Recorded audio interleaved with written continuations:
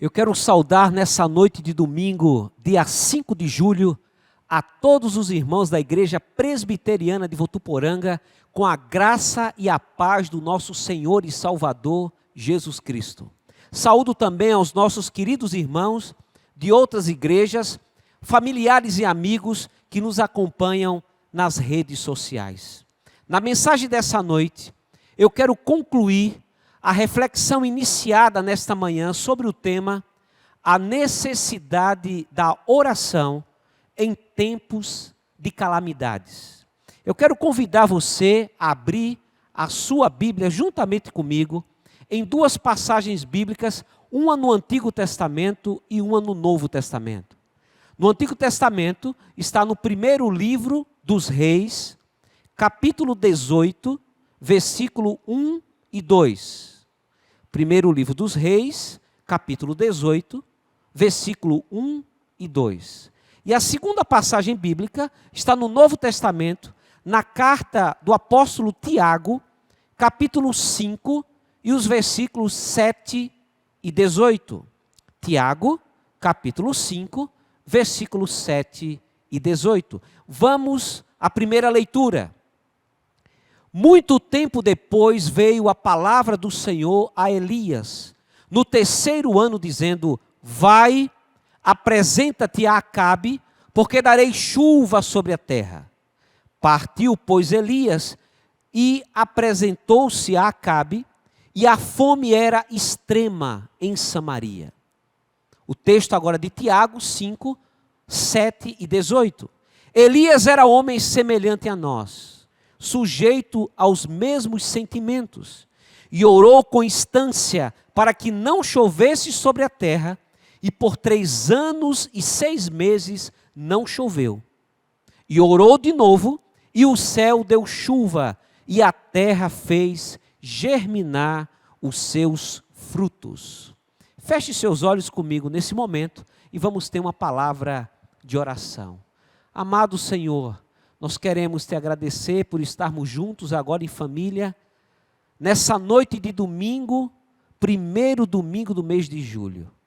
Pedimos que o Senhor possa, nesse momento, falar ao nosso coração através da tua palavra e que ela venha orientar e guiar a nossa vida. Nós oramos no nome do Senhor Jesus. Amém. A oração não é um mantra. A oração não é um texto verbal recheado de chavões, nem muito menos oração são repetições de palavras. Não. Não é discurso também elaborado que nós pensamos ao falarmos com o nosso Deus. Mas a oração é uma conversa espontânea. É uma expressão que brota naturalmente do coração. Cada um com a sua linguagem própria, sempre preservando a sua naturalidade. Mesmo que às vezes as orações sejam feitas de forma pública ou no meio de grandes concentrações. Na verdade, orar é um aprendizado. E o apóstolo Paulo chega a citar isso, quando ele nos diz que nós não sabemos orar como convém, mas o Espírito Santo intercede por nós e nos ensina a como falar com o Pai. Romanos capítulo 8, versículo 26. Uma vida de oração é uma vida tendente a cada dia se fortalecer no Senhor. Em contraponto, uma vida sem oração é uma vida tendente ao fracasso e à frieza espiritual. A oração é um dos integrantes fundamentais na nossa vida espiritual. E no nosso pensamento reformado, a oração é um meio de graça, ou seja, um meio pelo qual Deus derrama as suas bênçãos sobre nós e sobre a sua igreja. E a pergunta então que salta aos nossos olhos, diante do tema, a necessidade da oração em tempos de calamidade é a seguinte: por que devemos orar em dias de calamidade? Na manhã de hoje, na primeira mensagem, nós analisamos os 2 primeiros motivos. Devemos orar porque quando nós oramos, nós glorificamos a Deus. Vimos também um segundo motivo. Devemos orar porque quando nós oramos, nós mostramos a nossa dependência de Deus. Nessa noite, eu quero analisar com você os 2 últimos ensinamentos sobre por que devemos orar. O terceiro motivo, então, é que nós devemos orar porque quando nós oramos, nós somos fortalecidos espiritualmente para vencer as tentações. O Evangelho de Mateus, capítulo 26, versículo 41, nos diz o seguinte: vigiai e orai, para que não entreis em tentação. O espírito, na verdade, está pronto, mas a carne é fraca. Assim como a fé, ela é comparada a uma semente minúscula, como um grão de mostarda que vai crescendo e vai tomando cada vez uma forma maior, a ponto de se transformar numa grande árvore. A tentação também, ela tem um processo muito parecido. A tentação, normalmente, ela é iniciada de forma gradual, quase insignificante. Ela vai sendo formada quase que numa imagem degradê. Pequena no começo, ela vai sendo colocada quase que como doses homeopáticas, quase sem perceber. E quando você acorda, você já acorda com a dor. Quando você acorda com um tombo. Quando você abre os olhos, você está no chão, você acabou de cair. E normalmente você diz assim: o que foi que eu fiz? Aonde eu estava com a cabeça para fazer tal coisa? Meu amigo, meu irmão, não há tentação que resista uma vida de oração. Serve como a oração em relação à tentação, como um neutralizante dela. Por isso que a oração tem que ser constante. E aí Paulo diz, na primeira carta aos Tessalonicenses, capítulo 5, versículo 17, orai sem cessar. A oração tem que ser um estilo de vida e tem que nos acompanhar no trabalho, dirigindo, estudando, aonde estivermos. E na oração do Pai Nosso, no modelo de oração que Jesus nos ensinou, ele diz: não nos deixeis cair em tentação. Ou em outras palavras, não nos permita entrar no processo da tentação. Pois nesse processo, no lugar de você conduzir, você será conduzido. E você vai ser conduzido ao mal. E o mal no texto aí se chama o diabo. E o meio que ele vai usar para chegar até ele é a tentação, é a isca.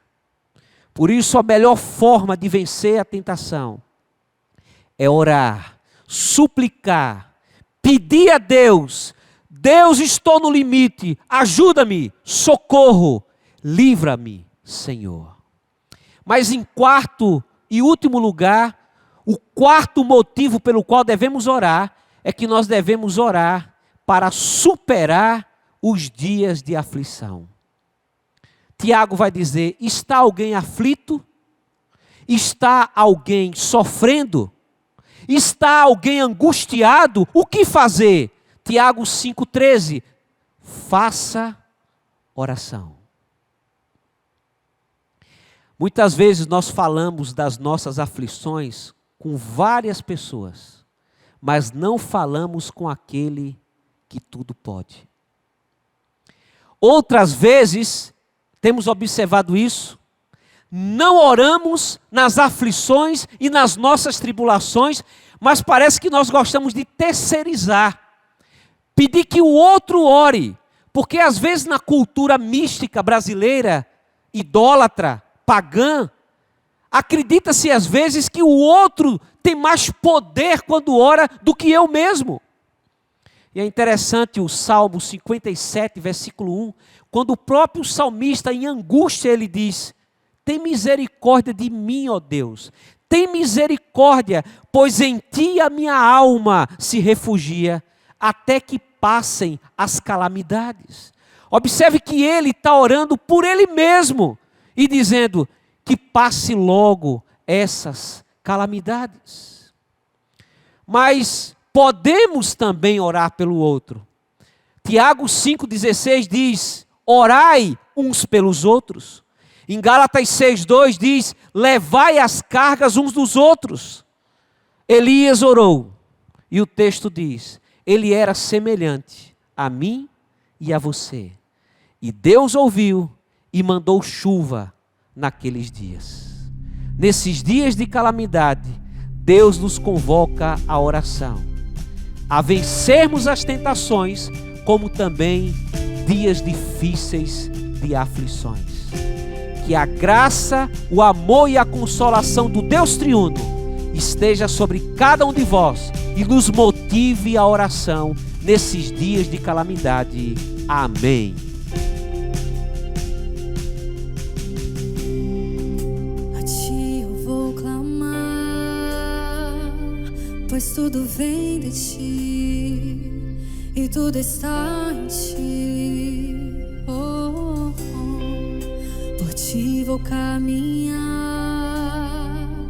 tu és a direção, o sol a meia. Tudo pode passar, teu amor jamais me deixará. Sempre há de existir um novo amanhã preparado pra mim.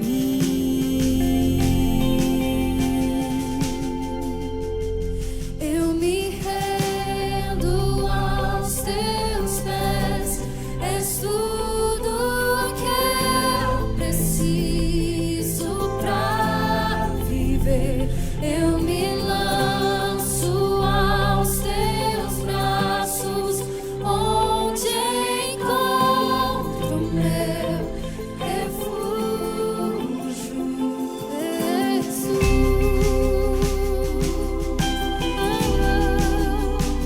Eis-me aqui,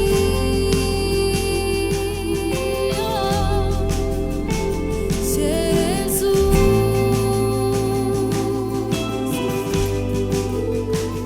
Eis-me aqui.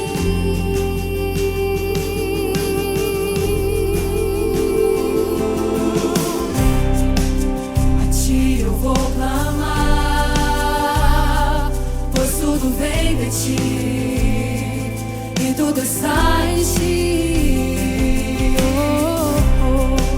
Por ti vou caminhar, tu és a direção, o sol a meia.